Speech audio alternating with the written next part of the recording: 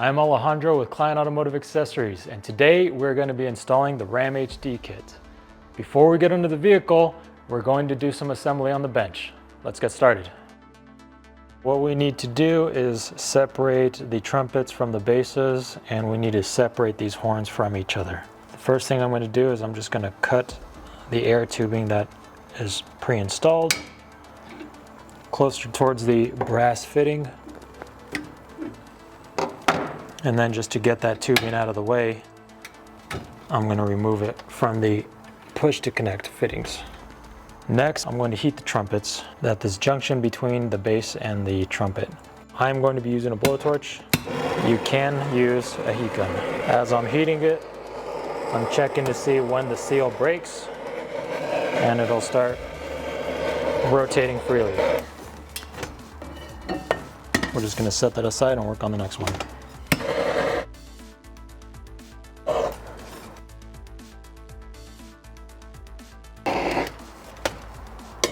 The next thing I'm going to do is remove these 14mm bolts to detach the bases from the mounting plate. Once the bases are removed, we're going to discard these white chipping caps. So the next thing we're going to do is remove the cut tubing from the center horn driver. Once the tubing is uninstalled, I'm just going to reinstall the connector so we don't lose it. We are going to install the solenoid valve. In order to do that, we're going to use our Kleinn juice. It's included with every kit. And we're just going to put a little bit around the threads, a small bead. Doesn't take a lot. When installing the solenoid, you want to pay attention to that directional arrow. That shows the direction of airflow and it goes into the horns. So as we're installing these, we're just going to get them hand tight and turn them a little bit more. We need to make sure that these silver studs are going to be facing up. So we're just going to keep rotating it. If it's facing down, you can see it's going to interfere with the mounting of the bracket. And that's perfect. The next thing we're going to do is we're going to reposition this connector so that it faces 180 degrees. There's a screw on the top we're going to remove, and we actually have to disassemble this connector and reposition it. We're going to remove this weather guard. There's a little slot right in there. I'm going to take a pick and pop it out, and you see your 3 corresponding electrical connectors. I'm just going to plug that in there.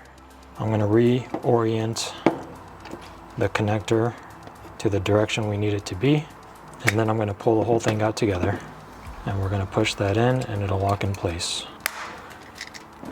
Then we can put in our weather guard, push the screw back in, and then we will reinstall it and it'll only fit in that position. If this solenoid rotates a little bit, you can just loosen it and reposition it as you need, and then you just tighten it up again and lock it into place. Now we need to install 2 of the trumpet bases onto the horn bracket. So before I do that, I'm going to take one of the bases with the swiveling push to connect, and we're going to install the large horn onto it. These are already sealed with an O-ring, so we don't need to worry about any type of resealing after breaking them apart. Make sure it's nice and snug. I'm going to set it into position and make sure everything looks good. We're going to be using our horn mounting hardware. We're going to have a bolt, lock washer, a washer, and then on the underside we're going to have another washer and then the nut. And put it in place. These are all going to be finger tight for right now because we may need to adjust the position of these once we put them onto the vehicle. So it's finger tight, but it can still be adjusted with a little bit of effort. Once those are out of the way, we're going to install the oar lock for the long trumpet. This comes with a little rubber boot and a rubber foot, but we are not going to be using that piece. The hardware for that comes in the horn box. So the way this is going to be installed, we're just going to slip it over the base on the back, pivot it around, move it forward, and we'll line it up with the slots as we kind of push it forward to make sure it's seated on the horn nice and secure. The hardware for these are going to be installed up, so we install them from the underside. We're going to use the washer, and I'm going to put the lock washer on the back side by the nut on this one. And again, these are just going to be finger tight. The next one we're going to install is the one with the solenoid. This is going to be the medium horn trumpet. For now, we're just going to install the base. This one will also have a washer on either side of the base and a lock washer next to the head of the bolt. And again, this one's just going to be finger tight. We'll still have a little bit of work to do with this. So now we're going to install the last horn base onto its bracket. With the bracket in this orientation, a crew cab is going to be using the uppermost holes, but if you have a mega cab, you're going to be using the bottom holes. So in this application, we're going to be installing this onto a crew cab, so we're going to use the upper holes. And it's going to be the same situation: bolt, washer on the top, on the underside another washer, a lock washer, and then the nut. Now we're going to install the fittings onto the air tank. Before we do that, we have to remove all these red plugs that come to protect the threads. We are going to use some juice. What we're going to do is put a small bead around the threads before we thread them on. Get them hand tight, and then we're going to rotate them a quarter to a half turn. So here we're going to be putting our thread sealant.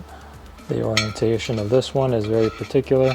We're going to be putting this one about 45 degrees upward, the other L connector next to it, and a 45-degree downward. So we want those two kind of going like that. On this end, it's going to be the same 45 degree as the elbow on the other side towards its feet. When installing the pressure switch, make sure you don't get any thread sealant on that hole, because you can clog the pressure switch and then it won't work. And our final fitting down here is a pressure relief valve. We're going to add our crimp connectors on here to make the wiring easily and readily accessible. So I'm going to strip these back about 1/4 inch, and I just like to give them a little spin so that they don't fray. I'm going to crimp it and then give it a tug to make sure it's in there secure and it won't come out when you least expect it. And we are good with that. Now to install the tank onto the tank bracket, we're going to have the bolts coming in from the bottom upwards into the feet of the tank. You notice this tank has offset feet, so it's only going to fit in one direction unless it's going to overhang excessively to one side of the bracket. That's how it's going to sit on there. So we're going to have our bolt and then a flat washer. Get that one into position.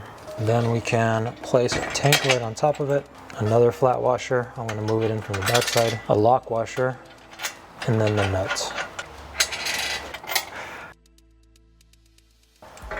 Bolt and washer, and then another washer, and the lock washer, and then nut.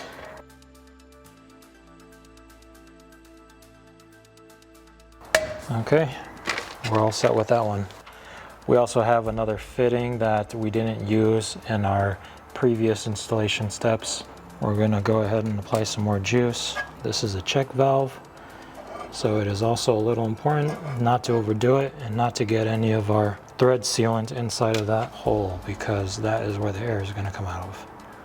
And again, this one, because it's an MBT fitting, we're just going to finger tighten it and then turn it 1/4 to a half turn. And that's all it takes. This one especially, you do not want to over tighten because you could damage the check valve on it. Now that we've finished our bench assembly, we're going to install the main horn bracket using these two holes. Using the hardware that's included in the kit, we're going to use a 1/2 inch bolt, a flat washer, and the rectangular washer on the back side of the frame rail. I'm going to lift the bracket into position and thread the bolt into the welded nut on the bracket. These nuts have distorted threads, so they will feel like they are cross-threaded after a few turns. This is normal. Continue tightening the bolt until the bracket seats securely against the frame rail. I'm going to lift this off of the frame rail and slide in the rectangular washer, then the flat washer. Then I can install the bolt and feed it through to the other side. After tightening the bolts, check to make sure there is no play between the bracket and the frame rail. Now I'm going to push the horn base back to give myself enough room to install the trumpet. Next is to fully tighten the hardware for the horns that was left loose during the bench assembly. On the frame rail below the rear driver's side door is this rectangular hole. The slot on this bracket sits right on top of it. Now I can feed the bolt and a flat washer through the frame rail. On the back side, I'm going to place a rectangular washer and a lock washer over the bolt and secure it in place with a nut. Before fully tightening the bracket, I'm going to position it so that the horn will be straight with the frame. Now I can install the trumpet and fully tighten the bolts holding the horn to the bracket. Moving to the passenger side, below the front door, I'm going to install the tank and bracket using these two holes in the frame. Making sure the drain is facing down, I lift up the rearward side of the bracket and place a bolt and washer through to hold it in position. Now I'll do the same for the front. On the back side, I'm going to place a rectangular washer, a lock washer, and nut. Then I will secure them in place. On the frame rail below the rear passenger door, there is a rectangular hole and a circular hole directly in front of it, which are used to mount the compressor bracket. For the 2019 newer Rams, a special U-bolt is included to install the compressor bracket. I will feed the U-bolt through with the bolts facing outward. Holding the U-bolt from the back, I can lift the bracket into position. Then I will use a lock washer and nut to mount it to the frame. Now I can install the compressor with the head facing the rear of the vehicle. I line up the slots with the compressor feet. Using the hardware in the compressor box, I can secure it to the bracket using a bolt, lock washer, and a flat washer. I'll feed it upward and use another washer and a nut to secure it. Lastly, I'm going to install the air filter onto the compressor head. Now that all the components are installed, we can begin our plumbing of the air tubing. I'm going to start here with the compressor. First thing I'm going to do is cut the zip ties holding the leader hose together. Then I'm going to remove the cap from the fitting and slide it over the 1/4-inch tubing. I'm going to use a heat gun to warm up the end of the tubing and make it more pliable. Now I'm just going to slide the tubing over the end of the fitting and fully tighten the cap. Now I can route the tubing from the compressor to the air tank, making sure to keep it away from heat sources and sharp edges that might damage it. I will be connecting it to this fitting on the air tank. Now that I know what length the air tube needs to be, I can cut it. I'll slide the cap over the tube, then I can install the tubing using the same steps as before. Now I'm going to plumb this 1/2-inch fitting from the tank to the horn solenoid using the same process as before. This tube may take a little more heat because of its larger size. Once it's fully tightened, I can route the tubing to the horn solenoid. Now I can attach the final fitting to the solenoid. I'll use some of the included liquid thread sealant, just a small bead around the thread. Then I can fully tighten it. Now we can estimate the length of our tubing. And like before, we're gonna thread the cap onto the tubing and we're gonna use our heat gun to soften up the plastic so that we can install it without too much difficulty. And we'll thread on the cap and we'll fully secure it with the 19mm wrench. Now I see a problem here with our connectors. I'm actually going to reorient this, remove it, key it up so that it'll be pointing up towards the body of the vehicle because we're going to route our wires going that way. That screwdriver to loosen our connector, pull off that weatherproof cap. I don't have a pick right now, so I'm just going to use this screw and I'm going to press right inside to force out the connector. We see our terminals, we're going to match them up. Just place that right on top loosely, orient my connector in the direction I want it to be. In this case, it's going to go up. I'll pull the whole thing out in the new orientation, clamp it shut, and then I can reinstall my weather strip. And now my connector is set. I'm going to leave it like that for now so it doesn't get lost.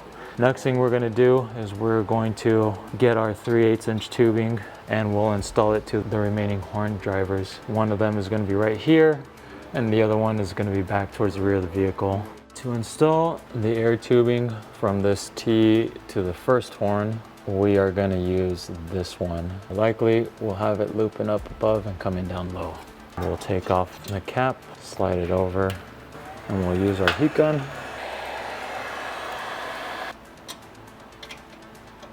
Once that's on there, we're going to use a 15mm. Get this connector seated all the way. Right about here should be good. I always just route one end and then cut it. That way I don't waste any tubing.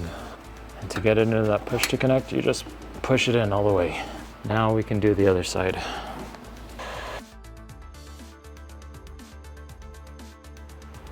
I got it seated well. Now let's go ahead and install the cap. Now I'm just gonna route it through the back and try to get it to this rear horn. Nice thing about these connectors is they rotate. I'm gonna find a nice ideal angle where this can be routed. Straight up is gonna be the best bet for me. So I'm gonna trim it at an appropriate length. I'm gonna hold on to the usable piece and push it in there to where it's seated. And our air horns are now plumbed in along with our compressor. So switching back over to the tank, we're going to route the plumbing for the 1302 air relocation kit. That's gonna allow us to use our inflator when we need to air up tires. The tubing for that comes inside of the INF1 bag. It's a big roll of 1/4-inch tubing. We're gonna attach it to the fitting that's on the front of the tank. In the same manner we attached all the others. We're just gonna remove the cap. We're going to slide it over the tubing, and then we're gonna use our heat gun to heat up the tubing to make it malleable. And once it's soft enough, we can install it over the fitting, fully seat it, and then install our cap. This one is again a 1/4-inch fitting, so we're gonna use a 12mm combination wrench to tighten this all the way to the bottom. The customer on this vehicle wanted it kind of hidden out of the way. We found this spot in the rear of the vehicle, right behind the bumper. There's a hole here that's a little smaller than a 5/16 hole. What we're gonna do is we're going to tap this hole and attach this bracket directly to it. Then we'll have our fitting come down here. This is gonna be our quick disconnect to be able to access the air tank supply line. So that's going to require me tapping this hole to a 5/16 tap, and I'm going to modify this bracket slightly. I'm going to enlarge this hole so that a 5/16 bolt can go through it without any issues, and then we'll finish it up on the backside with an extra nut. That way it doesn't vibrate loose in any way.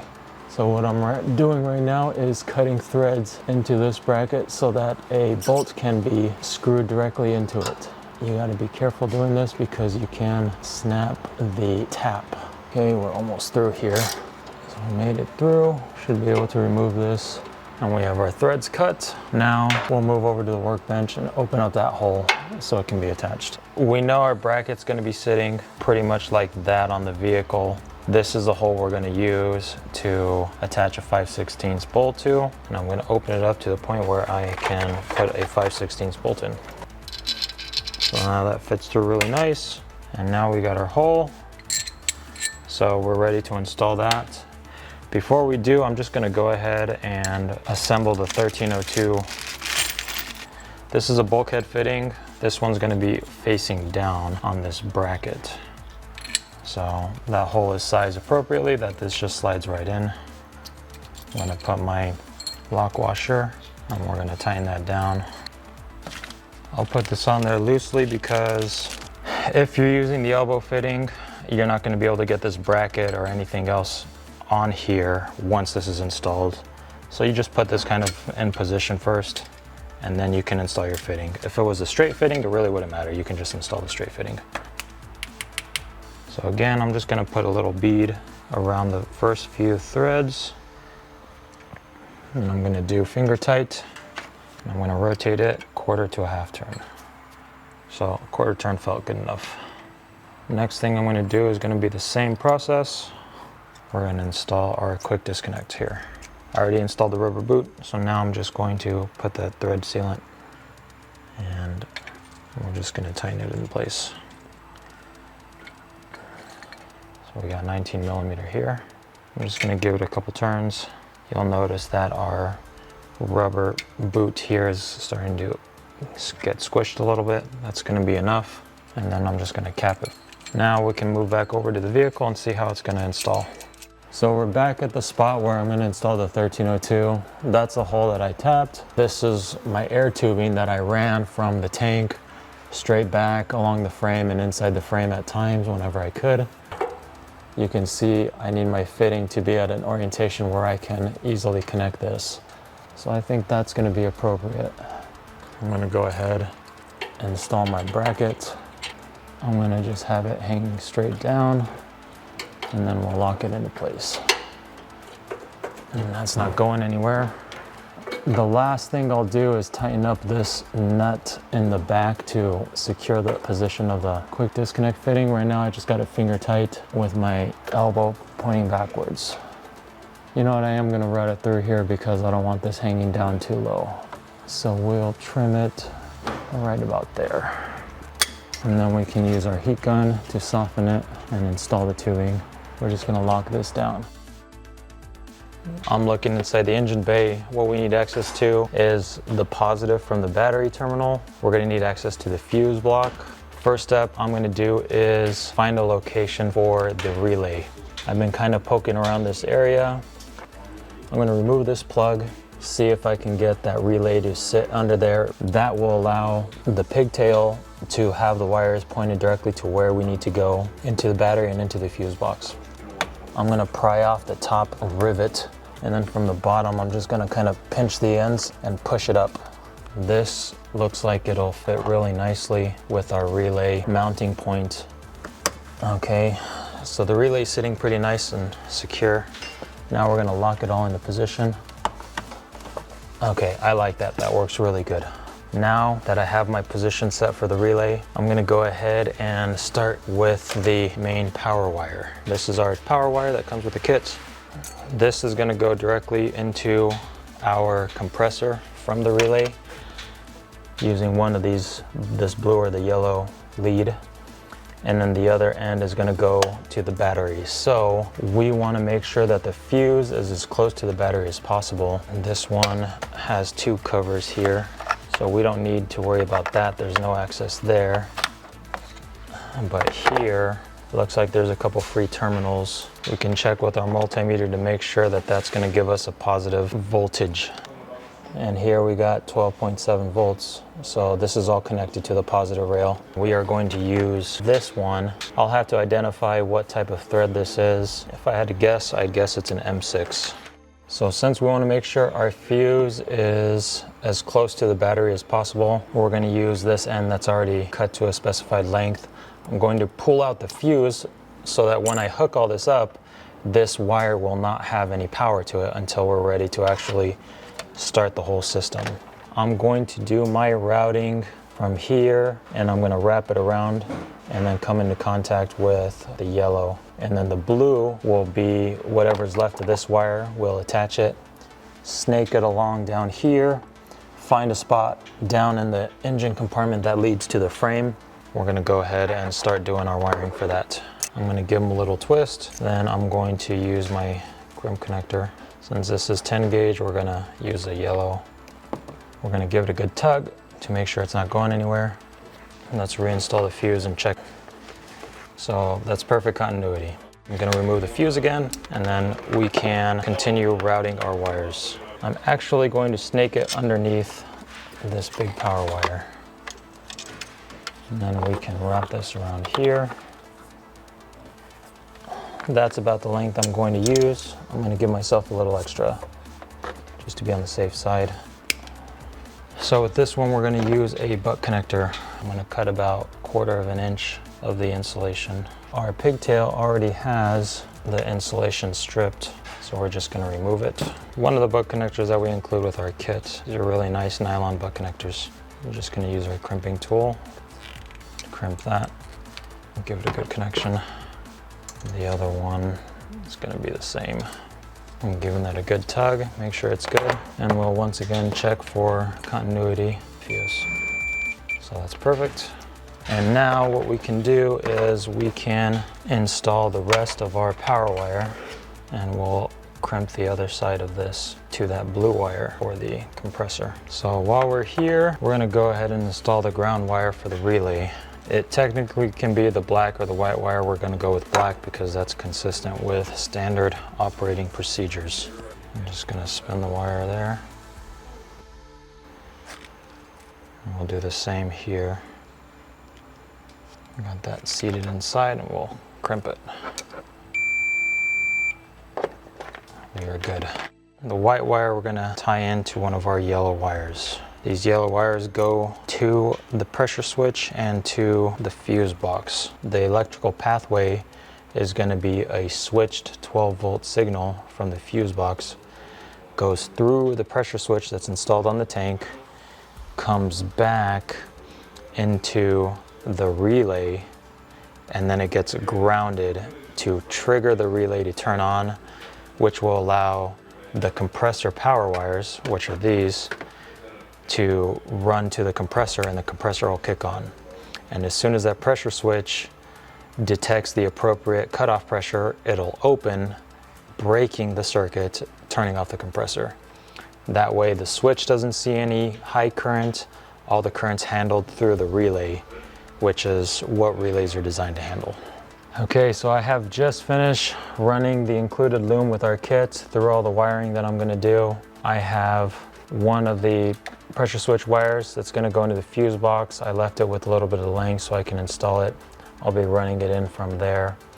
We have our main power wire going to the relay and the compressor. I have a ground wire coming from the relay, chasing it down, and I'm going to anchor it to this point right here. That will be for the ground for the relay. The other two wires come off of the relay itself. We're going to feed everything across the engine bay, and I have already found a route I'm going to use to string it. I'm just going to run my wire there, and then I'm going to attach it to the end of my fishing tape, and then I will funnel it down and continue running the loom to where it needs to go. So we'll get started with that. I'm just going to stretch out the loom and kind of put it into the path it needs to go. I will return and zip tie everything once the avenue is finished. We want to just keep it away from any and all heat sources, and we're going to anchor it to different wiring points here. So that's all the stretch I need there. I'm going to grab the zip ties and we're going to start fastening the wiring. So now I'm just going to start feeding it down into the engine compartment. So that's what we have for the wiring right now. We will fully wire these 3 wires at the end. Now let's go connect the remaining wires to the compressor and the pressure switch. So I have our wiring coming down the engine bay to this point.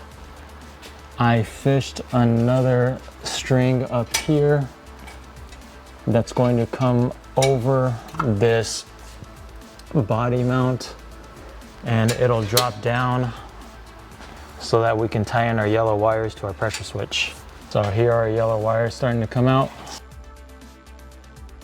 I got it roughly in position. Now I'm going to continue securing the wires to the frame with the zip ties. Since I didn't know how much wiring I was going to use, I used all of it. So now I can pull out the yellow wires, which are the ones we use for the pressure switch, and that's what we're going to connect. I'm going to push our red wire back into the loom since we still want to keep that protected until it gets to the compressor. Okay, I'll cut these 2 wires right about there, and then we will install the crimp connectors. So I am just going to continue running this wire above the tank until we reach the compressor. That seems to be the easiest and most direct route to get where we need to go. So we have our wire routed. Nice thing, we have excess loom and excess wire. I'm going to separate the positive and negative leads of the compressor. We're just focusing on the positive. You can cut this short and use a butt connector to crimp them, but we installed these with a female disconnect from our kit. I just pulled a male. We're going to use that. That way, should your compressor ever go bad or you need to diagnose any issues, you can unplug it directly from the compressor. So we have a lot to work with here. I'm going to cut it nice and short, right about there. Now, I'm just going to remove that out of there, strip it down a little bit. I'm going to twist these wires, and I'm going to put on our male crimp connector. We're going to go ahead and plug it in right now, and I'm going to put this crimp connector back into the loom. I'm going to use some electrical tape and just tape that all closed so that it doesn't retreat back into there should there be any movement. And then because I left this wire long, I'm just gonna wrap it up into a little loop and I'm going to zip tie it all together. And we have our wires tucked away. Next is the ground wire. We gotta find a good grounding spot for it. I think I have one right there. I tested it earlier, it tested pretty decent. What I'm going to do is see if there's a hole in the frame I can run it through. Maybe run it over the top and down. It's a perfect length. So we're gonna go ahead and unscrew that bolt, place this in its position, and then retighten it. Switching over to the horn solenoid. Previously, we left this one unscrewed so that we can remove it easily. Now we're gonna go ahead and wire it. So we're just gonna remove the connector and we're gonna disassemble it like we did before to get our orientation correct. We can see this connector has 3 terminals and we're only gonna be using 2 wires, the purple wire and the remaining black wire. The black wire is gonna be the grounding wire for the solenoid. The purple wire is gonna be the 12-volt signal to turn the solenoid on and off. We're not going to use this middle terminal. We only need the 2 that are directly across from each other. I'm going to feed my short end into the housing and we're going to fish them out. Then I can go ahead and just strip these wires a little bit. We're going to twist them to make them nice and secure. We're going to loosen up these little screws on the connector, the ones opposite, and we'll install our wires into that. It doesn't matter which wire goes in to which terminal, as long as you're using the 2 terminals that are opposite of each other. So we have our wires installed. We're going to make sure we match that orientation to our solenoid, and then we're gonna make sure our configuration of the housing is the way we want it to be. Keeping the wire clear of that center post, we will push that in. Then we can put our weather tight boot on. I just pushed the loom into the connector and I'm just going to use some electrical tape. It'll help the loom from moving around. We'll go ahead and install it. So we're back in the engine compartment. I went ahead and fished a path from the horn wires up into the engine compartment. What the customer wants is me to tie the horn switch into the auxiliary wires. I believe these are it. I'm gonna have to confirm that in the future, but these look like they may be the auxiliary upfitter switches that come inside the vehicle. So now I have the positive and the ground wire, and now we got the loom feeding up. We're gonna leave this long for now. It's more than long enough. I will be bringing the ground wire for the solenoid to here along with the ground wire for the relay. I'm just gonna separate these wires. I don't wanna cut any wires until they're at their final attachment point because I don't wanna be short on any wire. We're just gonna get that signal wire out of the way. Now I'm gonna feed this negative wire into the loom, just a short amount so that I can come up with the other negative wire. I'm just going to put a little bit of tape there to secure those wires in place. Now I'm going to remove this point with a 10mm socket. So we are going to use a red ring terminal. I'm always going to give myself a little extra wire should something have to change. Now because I'm joining these 2 wires, I'm going to strip them a little bit longer so that I can tie them together. I'm going to take our ring terminal, make sure our wires sit inside, and we're going to go ahead and crimp this one. I'm going to give it a tug to make sure it's nice and solid, put it in position, and reinstall the OEM nut that we removed. So now we have our negatives tied in, the relay is going to be functional, and the horn solenoid is going to be functional. We can test both of these functions now if we want to. So this is going to test the relay. We should hear a click when this touches the positive. So that tests good. This is going to test the horn solenoid. We should hear a similar click, though it might be a little faint when I touch this to positive. So our electrical with those 2 are good. We know that our relay is going to function, and we know that our horn is going to function. The next thing I'm going to do is I'm going to clean up this area a little bit. This is a scrap loom we have left over from when we ran our wiring to the compressor. I'm just going to reuse some of it to tidy up the wires, make it a little more presentable. This is an M6 nut, lock washer and nut. Just gonna go ahead and tighten that down. Now we have our power, but keep in mind our fuse is still disconnected. And that one is all set. So to check for a switch circuit, what I'm going to use is just a multimeter and the DC voltage setting. I'm gonna put this to the negative so I can have my negative signal there. And what I am looking for right now is a voltage of 12 volts. So there's one there. That means we cannot use this particular fuse because that's gonna be an always on fuse and we don't want that. For the safety of protecting our battery, we're looking for one that will only turn on or show 12 volts when the vehicle is running. All of these here are candidates with the exception of that single 10 amp fuse. The next thing we're going to do is we're going to put the vehicle in the run position and the ignition so that we can check the power on those. Okay, so I am going to check these 3 fuses, this 10, and this 15. When I turn the vehicle on the off, we're gonna see how they behave. So vehicle's off and door is closed. Let's check those 3 fuses. There's no power there, there's no power there, and there's no power here. Okay. So any one of these 3 I feel are gonna be good candidates. What I am going to do is I'm going to get our add a circuit fuse and we are gonna try to tap into this. I'm gonna just pick this first one and we're gonna examine the fuse and see what it looks like. So that's our 10 amp fuse. Before we put the fuses in, we're gonna go back and we're gonna find a good spot for it to lay where it does not interfere with anything else on the fuse board. So right there is a good direction. I can remove it, check the other side. That's also, I like that better because it's not interfering in any way. We'll fit it in that orientation. First thing I'm going to do is I'm going to put the original fuse in the first compartment. Get the same sized fuse, it's a 10 amp, and I'm going to put that in the second compartment. Now I'm going to go ahead and reinstall this. We could take our remaining wire here and we're going to route it, giving ourselves a little extra, so I'll trim it right here.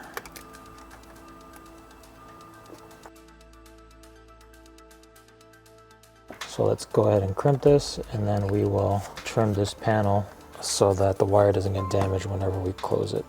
So I'm going to trim a little notch right in there. I'm just going to use some diagonal cutters and trim away a little notch in the plastic. So I just took off a little wedge of plastic and we'll fit that wire in there and see if it binds at all. So there's no damage to the wire on any part of it. You can call that good. We're going to take our purple wire, which is our horn switch, and we're going to tap it into the auxiliary switches. We're going to identify the right switch and we're going to see if it's programmable to be turned to momentary, and we will get that started. It looks like this dark gray plug back here behind the battery is going to be the receptacle for the auxiliary switches 1 through 4. I'm going to press in the tab in the back and pull the connector out. In the orientation that it was plugged in, I believe this is going to be the auxiliary 1, this is going to be 2, 3 and 4 are going to be one of those 2, I'm not quite sure. So I have already removed the green plug. Now what we're going to do is we're going to insert our wire into this plug and plug it in and we should be good. I have to remove this white connector. I'm just going to use a pick and lift it up at the same time. There we go. I don't believe this removes all the way. Now I'm going to insert the correct wire that corresponds with this. In this case, this is going to be a pink with a dark blue stripe. Here we have a pink wire with a dark blue stripe. It looks like it's going to drop in place like that. Okay, pushed it in and it locked. We also noticed that the rubber grommet is seated in there. I'm just going to push that back down. We'll give it a tug and it's good. So now I can just reinstall that. We're going to take our switch wire and I'm just going to tap it right there. Cut our excess wire, we don't need it. Now you notice the gauge difference in these wires is significant. However, it really doesn't matter for our application. So I'm going to use a T-tap for this wire. We have some included with your kit. Because of the gauge difference, I'm going to use a yellow T-tap and I'm going to use a red spade. So we have a red spade for the small gauge and the yellow T-tap. Once that's tapped in, it's going to make an electrical connection just like that. So the first thing we can do is we can crimp on our spade terminal. I'm going to tuck this wire back inside its loom, and with some electrical tape I'm just going to tape that up so it doesn't get loose and unravel. Now we can take our factory wire and we're just going to crimp this T-tap onto it. Okay, our terminal's connected. Now we're going to hook up our spade, and we're just going to test that the solenoid actuates when we turn that switch on. We'll turn the vehicle to run, and we're going to listen for the click of the relay. So we have a working electrical connection. Everything is set up and configured. I'm going to tape up this corner so that nothing comes undone during normal vehicle operation. And then we're going to take some zip ties and secure this wire up so that everything is tucked in out of the way. Once that's completed, we'll reinstall our fuse and do a complete test of the system.